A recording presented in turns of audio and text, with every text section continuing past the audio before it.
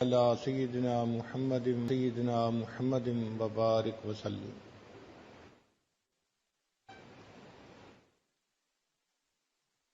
ہر انسان کی یہ چاہت ہوتی ہے کہ میری آرزوئیں اور تمنائیں پوری ہو جائیں۔ جب وہ دیکھتا ہے کہ جس بندے کے پاس مال زیادہ ہے وہ اپنی مرضی کے ہر کام کو کر لیتا ہے، تو انسان مال کمانے کے پیچھے پاگلوں کی طرح لگ جاتا ہے، خود بھی کمانے میں اور اپنی اولاد کو بھی اسی راستے پہ لگا دیتا ہے۔ بزنس مین ہے تو اولاد کو بھی بزنس میں ساتھ لگا لیتا ہے، فیکٹری اونر ہے تو اپنی اولاد کو بھی فیکٹری چلانے میں لگا دیتا ہے، حتیٰ کہ چھوٹے بچوں کو وہی مضامین پڑھاتا ہے جن سے بعد میں وہ اچھی جاب کر سکیں اور مال کما سکیں۔ گھر کے ہر فرد کو مال کمانے کے لیے تیار کیا جاتا ہے، حتیٰ کہ گھر کی عورتوں کو بھی ایسی تعلیم دی جاتی ہے کہ ضرورت پڑنے پہ وہ بھی جاب کر سکیں اور پیسہ کما سکیں۔ تو وقت کے ساتھ ساتھ پیسہ کمانا گویا بندے کا مقصد بن جاتا ہے، اور یہ بہت بڑی غلط فہمی ہے، کیونکہ پیسہ زیادہ ہونے سے انسان کی آرزوئیں پوری نہیں ہوتی۔ پیسے سے انسان کتاب تو خرید سکتا ہے، علم تو نہیں خرید سکتا، دوائیں تو خرید سکتا ہے، صحت تو نہیں خرید سکتا۔ پیسے سے انسان اچھے کپڑے تو خرید سکتا ہے، خوبصورتی کو تو نہیں خرید سکتا۔ پیسے سے انسان دوسرے کی خوشامد کو تو خرید سکتا ہے، کسی کے دل کی محبت کو تو نہیں خرید سکتا۔ تو پیسے سے ہر چیز تو نہیں خریدی جا سکتی، اسی لیے جن کے پاس پیسہ جتنا زیادہ ہوتا ہے آپ دیکھیں گے کہ وہ اتنا پریشان زیادہ ہوتے ہیں۔ پیسہ آتا ہے تو اپنے ساتھ وبال بھی لے کے آتا ہے، کبھی اولاد نافرمان، کبھی بیوی نافرمان، کبھی صحت کی مشکلات، کبھی اور اسی قسم کے مسائل، اور پھر دل بے چین رہتا ہے۔ چنانچہ پچھلے دنوں ہمارے ایک ساتھی نے مجھے ایک ڈاکومنٹ پرنٹ کر کے دی کہ دنیا کے 22-23 وہ بندے جو سب سے زیادہ امیر سمجھے جاتے تھے، جو بلینر تھے، ملینر کی بات نہیں ہے، بلینر تھے، ان کا انجام کیسا ہوا۔ تو میں پڑھ کے حیران ہوا کہ ان 22-23 میں سے کوئی 18-20 نے تو خودکشی کی، سارے کے سارے ڈپریشن کے مریض، ان کو ہاسپٹل داخل کروایا گیا، ان کے ساتھ پاگلوں والا جو ہے نا وہ معاملہ کیا گیا۔ میں حیران تھا کہ ان لوگوں کے پاس مال و دولت کے اتنے خزانے ہیں، پھر کیوں پریشان ہیں؟ تو لکھا ہوا تھا کہ ان کے دل میں سکون نہیں تھا، پریشانی تھی۔ تو جو دنیا کے سب سے امیر لوگ ہوں ان کے دلوں میں اگر یہ پریشانی ہے تو اس کا مطلب یہ کہ سکون مال و دولت سے خریدنے والی چیز نہیں ہے۔ یہ عجیب بات ہے کہ ہم لوگ سکون حاصل کرنے کی نیت سے ہر وہ کام کرتے پھرتے ہیں جو انسان کو بے سکون بناتا ہے۔ یہ غلط فہمی ہے ہماری۔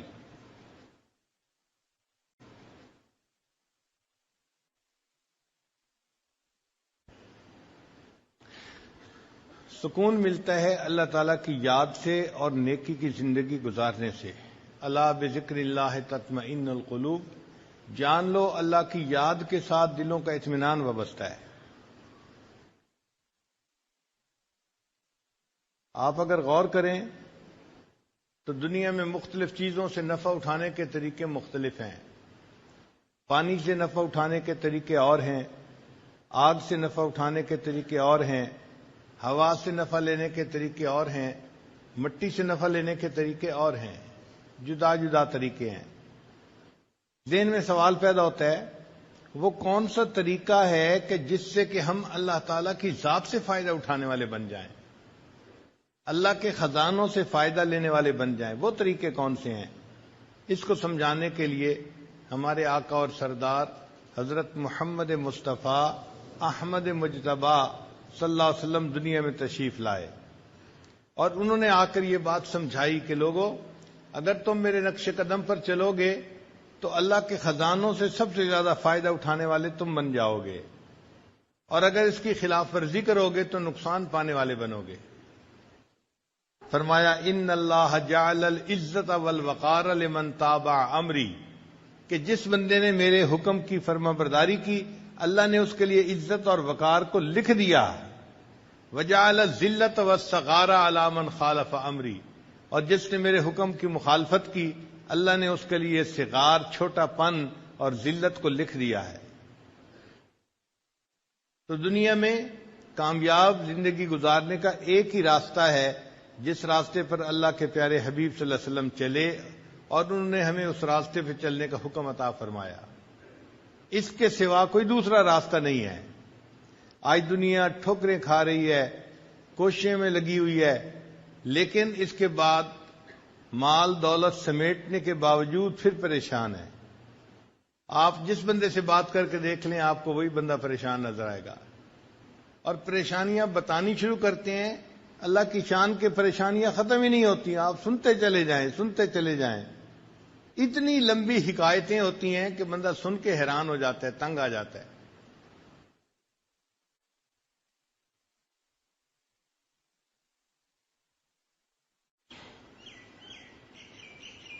کوئی ایسا طریقہ جس سے کہ ہماری دعائیں قبول ہوں، ہماری نیک مرادیں پوری ہوں، اور ہمیں دنیا میں عزت ملے، لوگوں سے محبت ملے، وہ طریقہ نبی علیہ الصلوۃ والسلام کا بتایا ہوا راستہ ہے.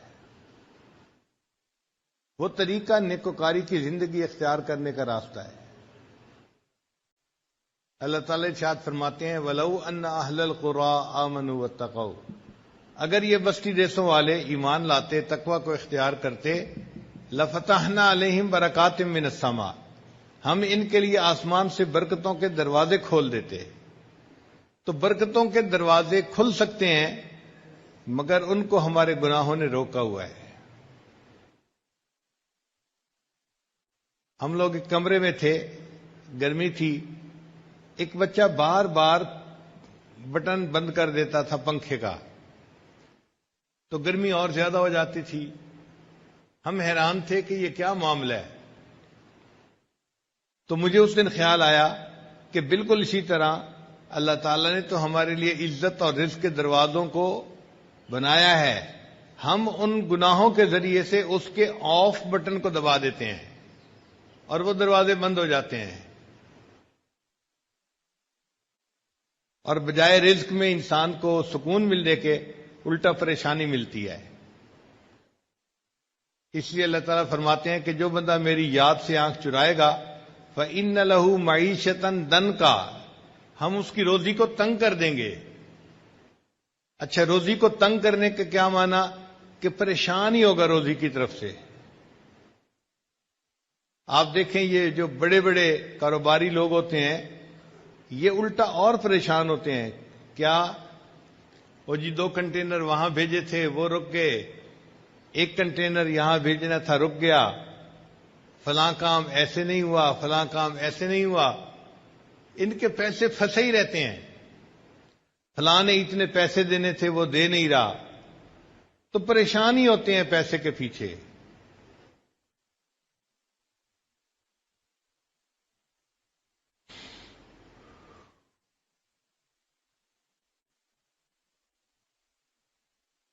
اور کئی مرتبہ ایکسپینشن کے چکر میں شیطان ڈال دیتا ہے. اچھی بلی فیکٹری تھی، چلا رہے تھے، مزے کی زندگی گزار رہے تھے، ذہن میں خیال آیا ہم اس کی کیپیسٹی کو بڑھا لیں. اب کیپیسٹی بڑھانے کے لیے کبھی تو بینک سے لون لیا، کبھی لوگوں سے لون لیے. اب وہ لون ایسا ہوتا ہے کہ اس کو واپس پے نہیں کر سکتے تو پریشان. تو پریشانی پریشانی، پیسہ ہے لیکن ساتھ پریشانی بھی ہے. پھر آپس میں بیٹھ کے باتیں کرتے ہیں جی کہ لیکوڈیٹی نہیں ہے ہمارے پاس، اس لیے پریشانی زیادہ ہو گئی ہے۔ پیسہ ہوتا ہے بینکوں میں ہوتا ہے، پیسہ ہوتا ہے کاغذوں میں ہوتا ہے، ہاتھ میں ان کے نہیں ہوتا۔ بس ان کی فیکٹریوں کی کیپیسٹیز بڑھتی جاتی ہیں اور وہ پریشان ہی ہوتے ہیں۔ اللہ ان کی معیشت کو تنگ کر دیتے ہیں، اس طرح سے ہر وقت پریشان۔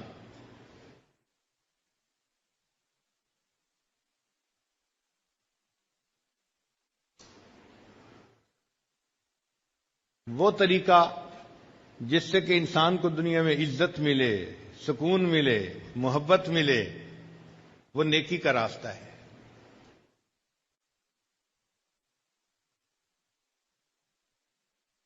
چنانچہ جن لوگوں نے نیکی کے راستے کو اپنایا، اللہ نے ان کے قدموں میں دنیا کو لا کے ڈال دیا۔ سفیان ثوری رحمۃ اللہ علیہ ایک سال میں 365 کپڑے بدلتے تھے، جوڑے بدلتے تھے۔ ایک بندے نے کہا ہوا تھا، حضرت میں آپ کو روزانہ ایک نیا سوٹ سلوا کے دوں گا، آپ وہ پہن کے درس دیا کرنا۔ تو حضرت روزانہ نیا سوٹ پہن کے درس دیتے تھے، پرانے سوٹ کو اللہ کے راستے میں صدقہ کر دیتے تھے۔ آپ مجھے بتائیں، ہے کوئی ایسا بزنس مین، کوئی امیر آدمی جو یہ بتائے کہ جی میں سال کے 365 سوٹ نئے بدلتا ہوں؟ بڑے سے بڑے امیر آدمی بھی 1 درجن 2 درجن کپڑے بدل لیں گے، وہی دھو دھو کے پہنتے رہتے ہیں، حالانکہ وہ امیر کہلاتے ہیں، وزیر کہلاتے ہیں۔ اور جن کو ہم فقیر کہتے ہیں، اللہ ان کو سال میں 365 سوٹ نئے بدلواتا ہے۔ یہ جو ہے نا مسلح کی بادشاہی، یہ عجیب نعمت ہے، سمجھ میں نہیں آتی۔ انسان دیکھنے میں فقیر ہوتا ہے لیکن حقیقت کا امیر وہی ہوتا ہے، وہ دلوں کا بادشاہ ہوتا ہے۔ دنیا کے بادشاہ تو جسموں کے بادشاہ ہوتے ہیں، اور یہ اللہ والے یہ انسانوں کے دلوں کے بادشاہ ہوتے ہیں۔ اصل حکومت تو ان کی ہوتی ہے، اور وہ ان کو نیکی کی وجہ سے ملتی ہے۔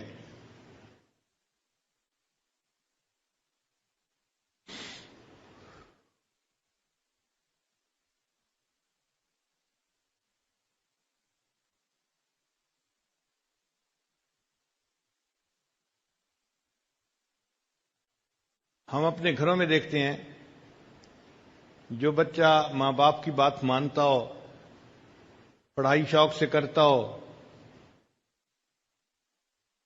ماں باپ کی عزتوں کا سبب بنتا ہو، تو ماں باپ اس سے پیار کرتے ہیں۔ وہ بچہ کبھی فرمائش کرے کہ مجھے فلاں چیز چاہیے، تو ماں باپ آدھی بات سنتے ہی اس کی بات کو پورا کر دیتے ہیں۔ اور جو بچہ ضدی ہو، بہانے باز ہو، کام چور ہو، ماں باپ کے دل دکھائے، وہ اگر کہتا بھی رہے کہ مجھے فلاں چاہیے تو ماں باپ سنی انسنی کر دیتے ہیں۔ بالکل اسی طرح جو بندہ اللہ کی فرمانبرداری کرتا ہے، وہ دعا کے لیے ہاتھ اٹھاتے ہیں، اللہ اس کی مراد پوری فرما دیتے ہیں۔ اور جو انسان گناہوں بھری زندگی گزارتا ہے، وہ پھر ہاتھ اٹھا کے جتنا مرضی دعائیں مانگتا رہے، اللہ تعالیٰ اس کی دعاؤں کو سنا انسنا کر دیتے ہیں۔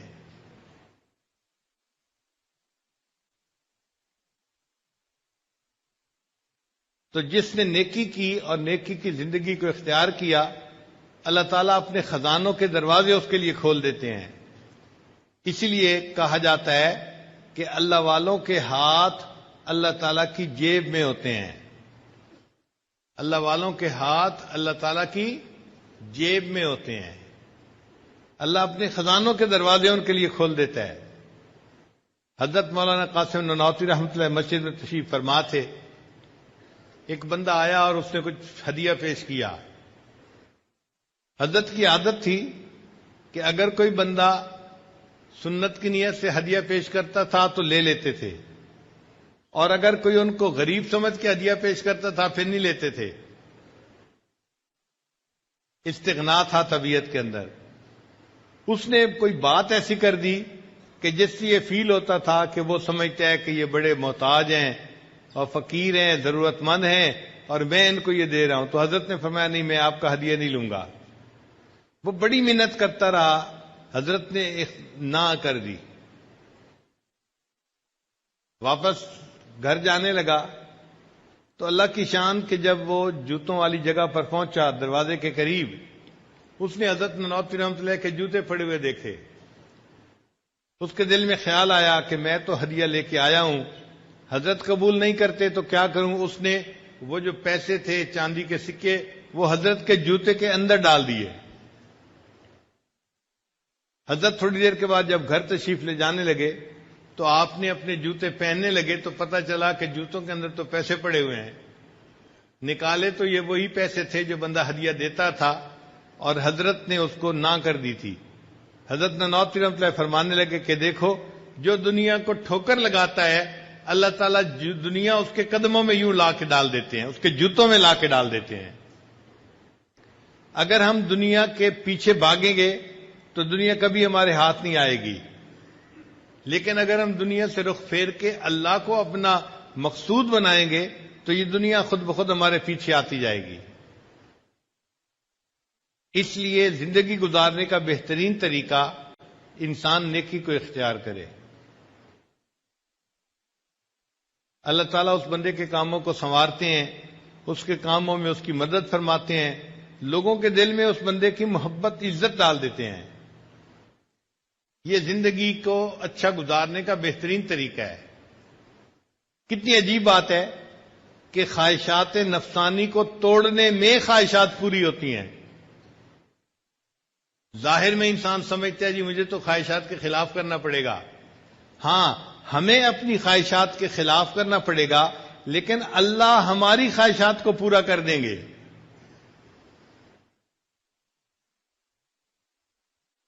ہمارے مشائخ نے اس کو کہا ہے مقام تسخیر۔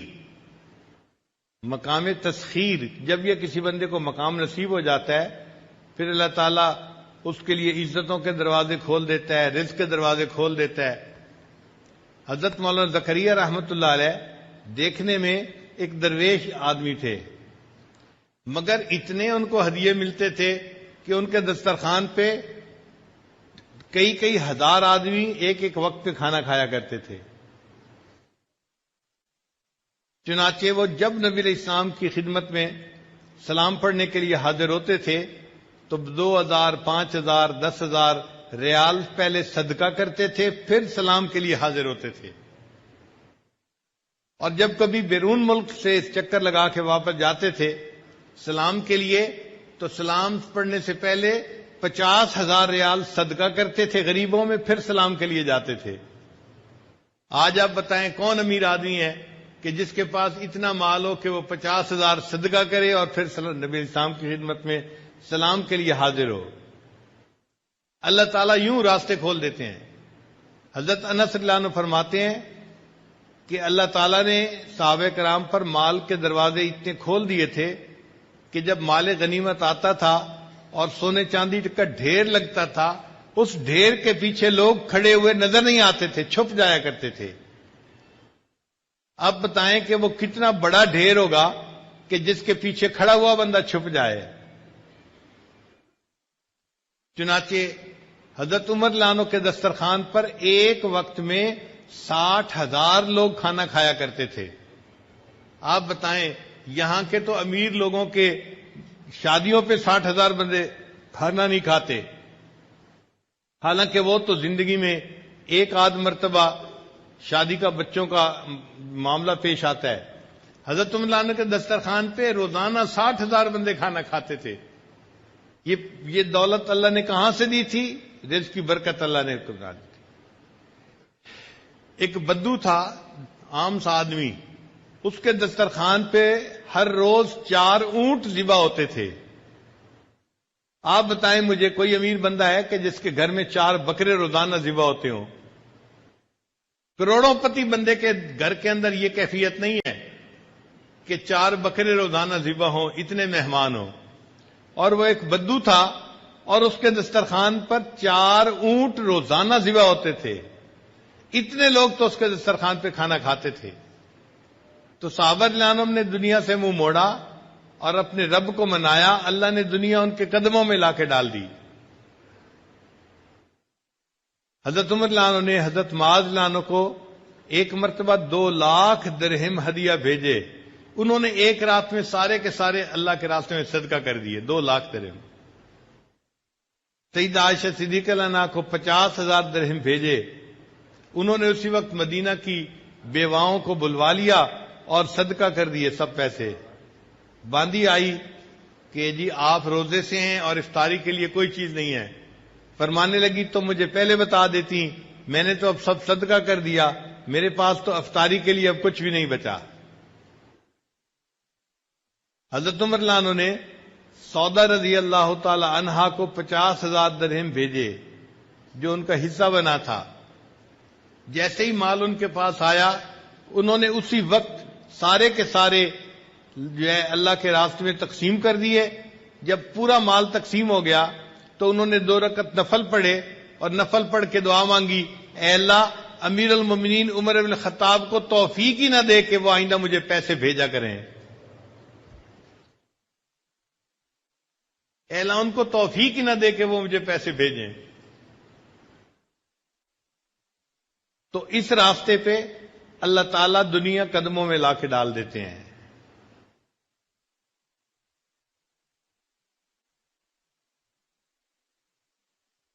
ہمارے حضرت مرشد عالم رحمۃ اللہ علیہ کر اللہ تعالیٰ نے اس طرح دنیا کے دروازے کھول دیے تھے۔ اگر وہ چاہتے کہ میں مسجد کی دیوار ایسی بناؤں کہ ایک اینٹ سونے کی ہو اور ایک اینٹ چاندی کی ہو، مجھے پکا یقین تھا کہ حضرت ایسی مسجد بھی بنا جاتے۔ حضرت خواجہ عبد المالک صدیقی رحمۃ اللہ علیہ خانوال والے، انہوں نے مسجد بنائی تو لوگوں نے مسجد کا نام رکھ دیا بے چندہ مسجد۔ بے چندہ مسجد نام کیوں رکھا؟ کہ کبھی چندہ ہی نہیں کیا جاتا تھا۔ تو اللہ تعالیٰ دنیا کی فتوحات دے دیتے ہیں اگر انسان نیکی کی زندگی کو اختیار کرے۔ پھر لوگوں کے دلوں میں اللہ محبتیں بھی ڈال دیتے ہیں، عزتیں بھی ڈال دیتے ہیں۔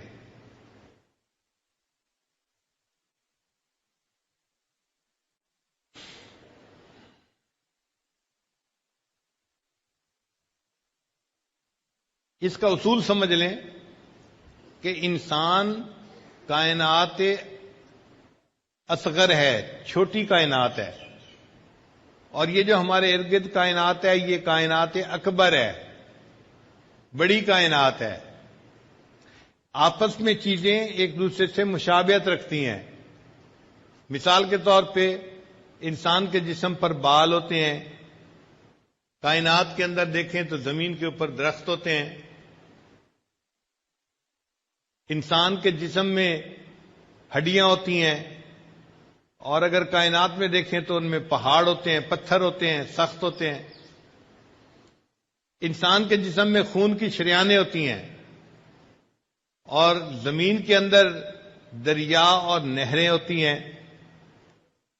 زمین کے اوپر چشمے ہوتے ہیں، اور انسان کی جسم میں چشم ہوتی ہے۔ وقت آنے پہ اس چشم میں سے بھی چشمے کی طرح پانی نکلتا ہے، آنسو ٹپکتے ہیں۔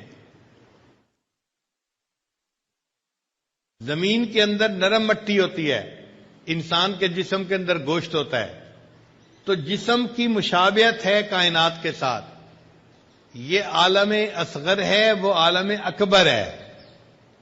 اب دستور یہ ہے کہ جس بندے کے جسم پر اللہ کا حکم چلنا شروع ہو جاتا ہے، جس بندے کے جسم پر اللہ کا حکم چلنا شروع ہو جاتا ہے، اس بندے کا حکم عالم اکبر کے اوپر چلنا شروع ہو جاتا ہے۔ اس دستور کو اچھی طرح سمجھ لیجیے۔ چنانچہ جو بندہ اللہ کے احکام کے مطابق زندگی گزارے گا، اللہ تعالیٰ اس کو مقام تسخیر عطا فرمائیں گے۔ جو لوگ پریشان ہوتے ہیں نا، یہ مسئلہ حل نہیں ہوتا، یہ مسئلہ حل نہیں ہوتا، بھائی اس میں رکاوٹ ہمارے اپنے گناہوں کی وجہ سے ہوتی ہے۔ کچھ لوگ کہتے ہیں ہمیں جی پھپھو نے پریشان کیا ہوا ہے، چچا نے پریشان کیا ہوا ہے، چچا کے ایک کاروباری تھے دوست، انہوں نے پریشان کیا ہوا ہے۔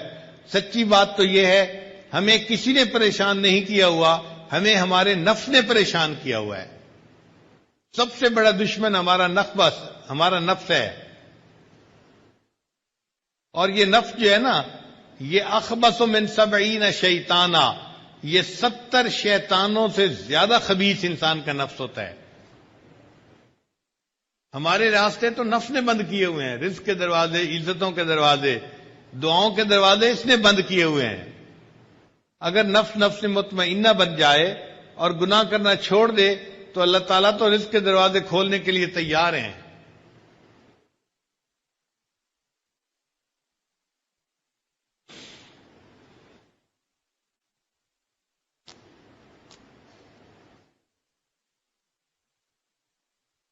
تو ہمیں محنت اس بات پہ کرنی چاہیے کہ ہمارے جسم سے گناہ سرزد نہ ہو، آنکھ سے گناہ نہ ہو، زبان سے، کان سے، دل دماغ سے، ہاتھ پاؤں سے، شرمگاہ سے، جسم کے کسی عضو سے گناہ سرزد نہ ہو، اس پر محنت کرنے کی ضرورت ہے۔ اور جو بندہ ایسا بن جاتا ہے کہ وہ گناہوں سے بچ جاتا ہے، وہ اللہ کی نظر میں مستجاب الدعوات بن جاتا ہے۔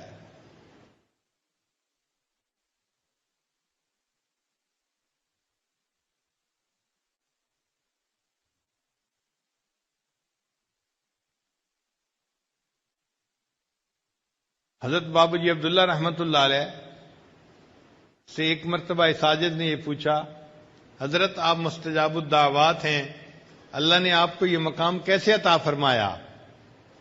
انہوں نے میری بات سن کے کہا نام لے کر کہ میں اپنے سردار کی نافرمانی نہیں کرتا۔ وہ نبی علیہ الصلوۃ والسلام کو ادب سے اپنا آقا اور اپنا سردار یوں کہا کرتے تھے۔ تو فرمانے لگے ذوالفقار میں اپنے سردار کی نافرمانی نہیں کرتا، اس کی وجہ سے اللہ نے مجھے مستجاب الدعوات بنا دیا ہے۔ ہم بھی اگر نافرمانی چھوڑ دیں تو ہم بھی مستجاب الدعوات بن سکتے ہیں۔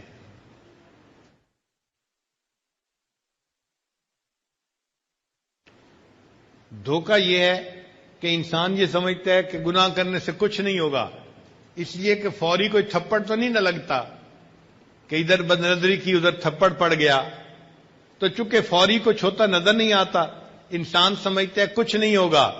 مگر اللہ کا نظام ایسا فول پروف ہے کہ جیسے ہی گناہ سرزد ہوتا ہے اس کے بعد اثرات ضرور انسان پر ظاہر ہوتے ہیں۔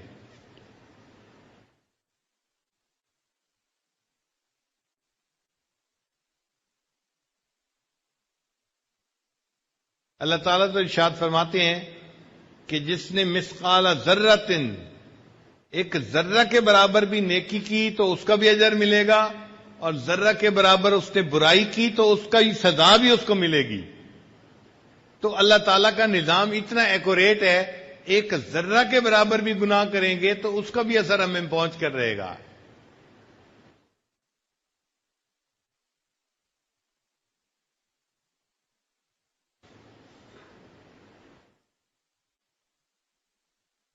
اور اس میں ایک بات یہ بھی ذہن میں رکھیے کہ ایک تو وہ لوگ ہیں کہ جو دنیا دار کہلاتے ہیں، ہر وقت وہ دنیا کمانے میں لگے ہوئے ہیں، دنیا کے پیچھے لگے ہوئے ہیں، اور ان کا دین سے اتنا دلچسپی کا معاملہ نہیں ہوتا، ان کی بات نہیں کرتے۔ ہم بات کرتے ہیں ان لوگوں کی جو دیندار کہے جاتے ہیں،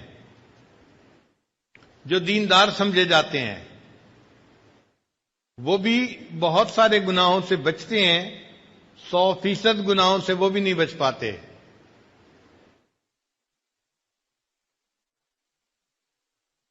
کسی کو غصے کی بیماری، کسی کو شہوت کی بیماری، کسی کو حسد کی بیماری، کسی کو عجب کی بیماری، وہ بیچارے بھی بیمار ہوتے ہیں۔ نتیجہ کیا ہوتا ہے کہ ظاہر تو ہمارا پھر دین والا ہوتا ہے، مگر اللہ کی مددیں ساتھ نہیں ہوتی جو اس بندے کے ساتھ ہوتی ہیں جو گناہوں سے بچتا ہے۔ پھر ہم بھی پریشانی کی زندگی گزارتے پھرتے ہیں۔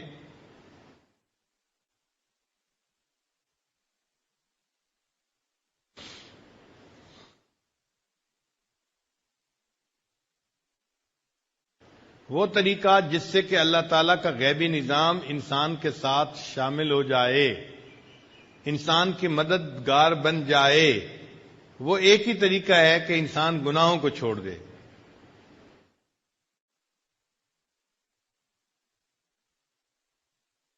یہ کہنے میں جتنا آسان ہے، کرنے میں اتنا ہی مشکل ہے۔ گناہوں کو چھوڑنا کوئی آسان کام نہیں ہوتا. نفس انسان کو گناہ چھوڑنے نہیں دیتا.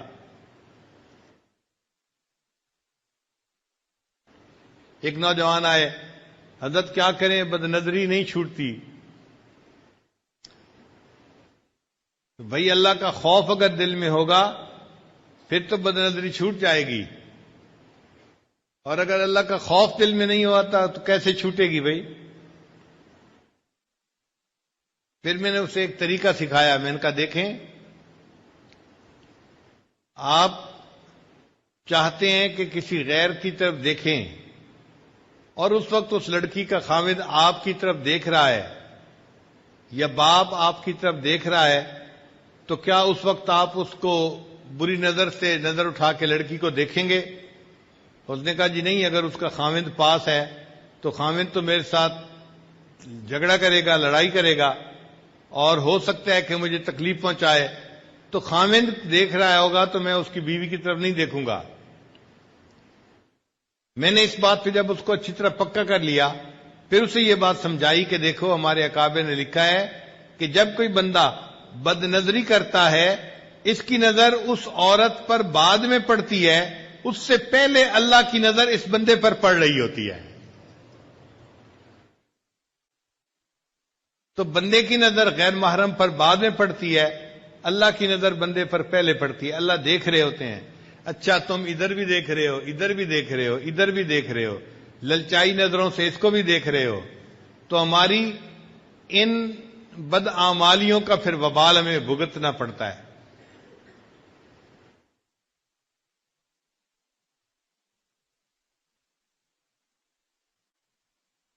جو کرتا ہے تو چھپ کے اہل جہاں سے،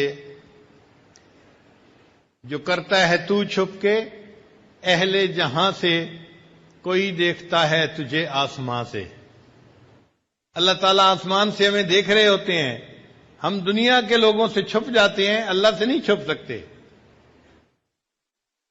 چنانچہ یہ گناہوں کی وجہ سے آج ہم پریشانیوں کی زندگی گزارتے ہیں.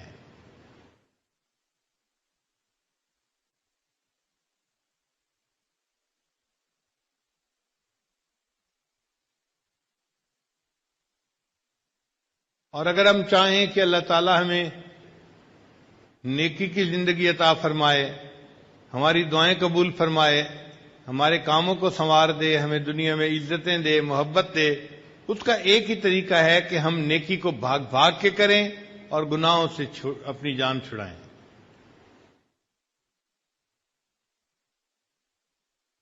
اللہ تعالیٰ نے انسان کو دنیا میں اس لیے بھیجا، خلق الموت والحیات لیبلوکم ایکم احسن عملا، یہ آزمانے کے لیے کہ تم میں سے کون بہتر عمل کرتا ہے.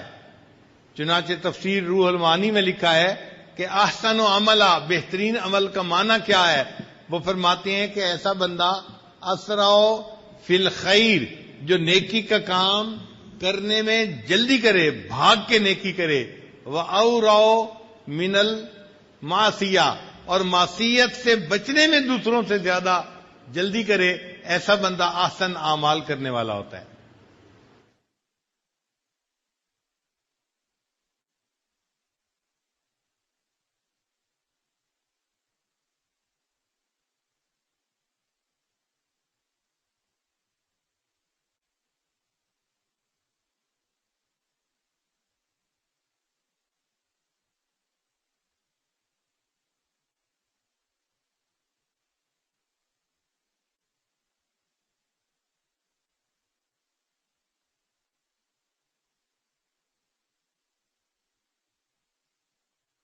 صحابہ رضی اللہ تعالیٰ عنہ اللہ تعالیٰ کی فرما برداری کرتے تھے. اس کا نتیجہ یہ نکلا کہ مخلوق ان کی فرما برداری کرتی تھی، جنگل کے جانور بھی ان کی فرما برداری کرتے تھے. ایک صحابی لانوں نے ایک مرتبہ وہ لشکر سے پیچھے رہ گئے. ان کو سمجھ نہیں لگ رہی تھی کہ لشکر گیا کہاں ہے. اب بڑی مشکل پیش آ رہی تھی، دائیں جائیں، بائیں، آگے یا پیچھے، کدھر جائیں، ان کو سمجھ نہیں لگتی تھی. اتنے میں انہیں ایک شیر نظر آیا تو انہوں نے شیر کو اپنے پاس بلایا اور کہا کہ دیکھو تمہیں انسانوں کی مہک جلدی محسوس ہو جاتی ہے، مجھے پتہ نہیں چل رہا، تو مجھے میرے لشکر تک پہنچا کے آ۔ شیر نے اپنی دم ہلائی، چنانچہ یہ صحابی شیر کی پیٹھ کے اوپر بیٹھ گئے اور شیر ان کو جیسے گدھا اپنے سوار کو لے کے پہنچاتا ہے، شیر نے ان کو ان کے لشکر تک پہنچا دیا اور پھر واپس چلا گیا۔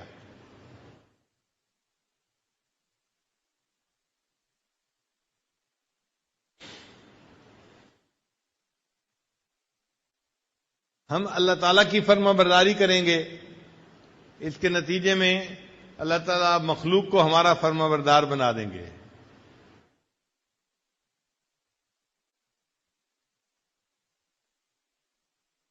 اللہ تعالیٰ رزق کے خزانوں کے دروازے بندے کے لیے کھول دیتے ہیں۔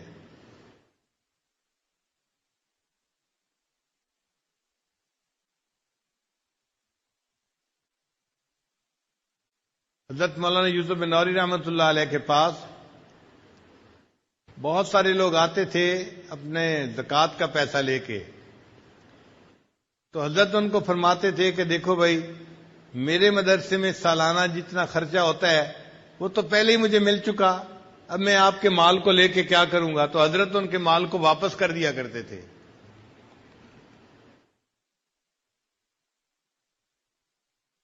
پھر ایک ایسا وقت بھی آیا کہ حضرت پورے سال میں کسی سے مال نہیں لیتے تھے، صرف رمضان میں لیا کرتے تھے۔ اور ایک ایسا وقت بھی آیا ان کی زندگی میں کہ رمضان کے آخری 10 دن میں صرف مدرسے کے لیے پیسہ لیتے تھے، ورنہ نہیں لیتے تھے۔ ایک بندہ آخری دن رمضان کی آیا، حضرت مجھ سے یہ آپ لے لیجئے اپنے ادارے کے لیے۔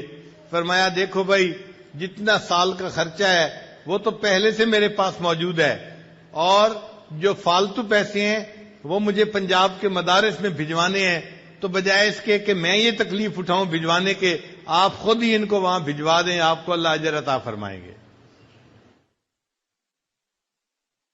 آج مدرسے بنانے والے پریشان ہوتے ہیں کہ جی کوئی تعاون کرنے والا نہیں۔ اللہ تعالیٰ ایسے معاونین بنا دیتے ہیں کہ جو بندے کے سارے جو ہے خرچوں کو خود اٹھا لیتے ہیں۔ یہ اللہ تعالیٰ کی طرف سے خصوصی رحمت ہوتی ہے بندے کے لیے۔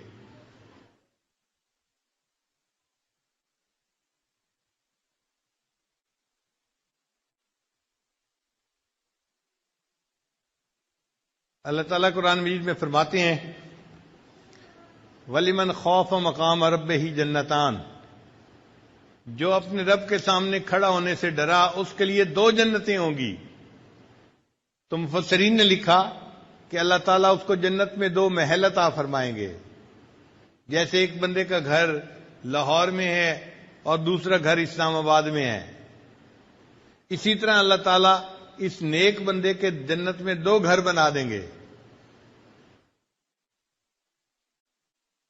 اور بعض مفسرین نے لکھا کہ نہیں، اس کا یہ معنی نہیں، بلکہ معنی یہ ہے وَلِمَنْ خَافَ مَقَامَ رَبِّهِ جَنَّتَانِ، جو اپنے رب کے سامنے کھڑا ہونے سے ڈرا اللہ اس کو 2 جنتیں عطا فرمائیں گے۔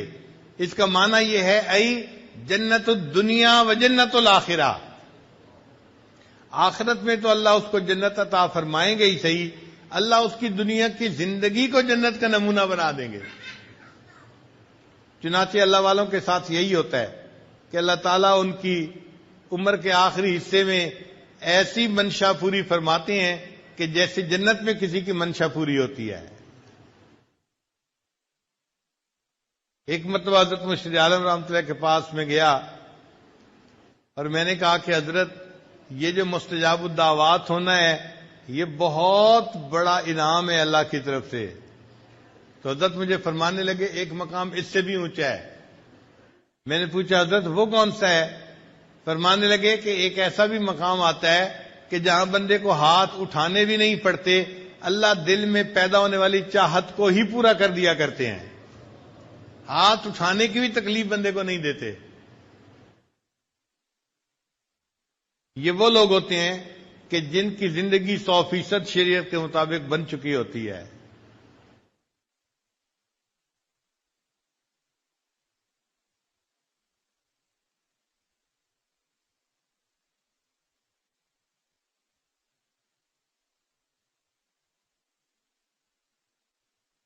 حضرت مولانا فضل الرحمان گنج مراد آبادی رحمۃ اللہ علیہ کبھی کبھی بیٹھے بیٹھے کہا کرتے تھے جنت کا مزہ آ رہا ہے، جنت کا مزہ آ رہا ہے. یعنی دل میں اتنا سکون ہوتا ہے کہ ان کو اس دنیا میں بیٹھے ہوئے جنت کے مزے آ رہے ہوتے ہیں.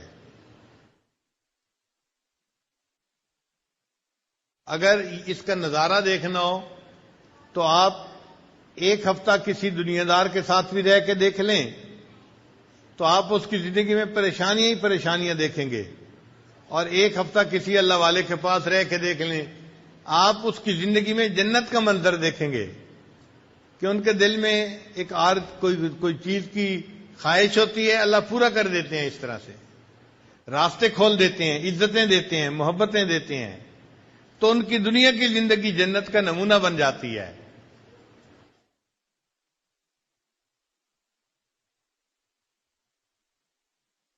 تو آج یہ کنسپٹ ٹھیک کر لیں، یہ نہ سوچیں ہمیں پڑوسی نے تنگ کیا ہوا ہے، ہمیں رشتہ داروں نے تنگ کیا ہوا ہے، مجھے بیوی نے تنگ کیا ہوا ہے، مجھے خاوند نے تنگ کیا ہوا ہے.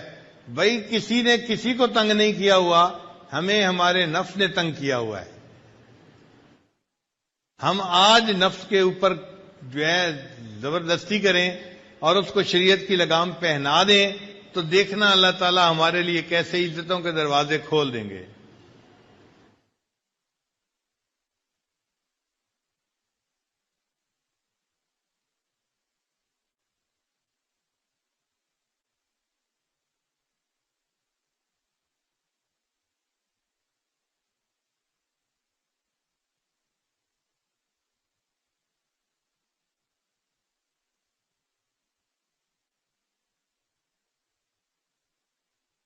علامہ اقبال نے اچھے اشعار لکھے، فرماتے ہیں تیرے دریا میں طوفان کیوں نہیں ہے، تیرے دریا میں طوفان کیوں نہیں ہے، خودی تیری مسلمان کیوں نہیں ہے، ابس ہے شکوے تقدیر یزداں تو خود تقدیر یزداں کیوں نہیں ہے. اگر ہم نیکی کو اپنا لیں گے تو ہمیں اللہ تعالی ایسا بنا دیں گے کہ جو ہم تدبیر کریں گے اللہ اسی کو ہماری تقدیر بنا دیں گے. تو مسلمان ہے تو تقدیر ہے، تدبیر تیری.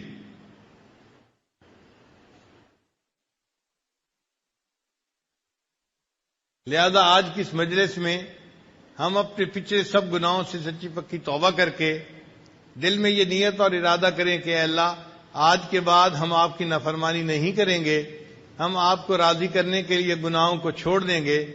ہم گناہوں کو چھوڑیں گے، اللہ اس کے بدلے ہمیں دنیا آخرت کی عزتیں عطا فرمائیں گے. وآخر دعوانا ان الحمد للہ رب العالمین.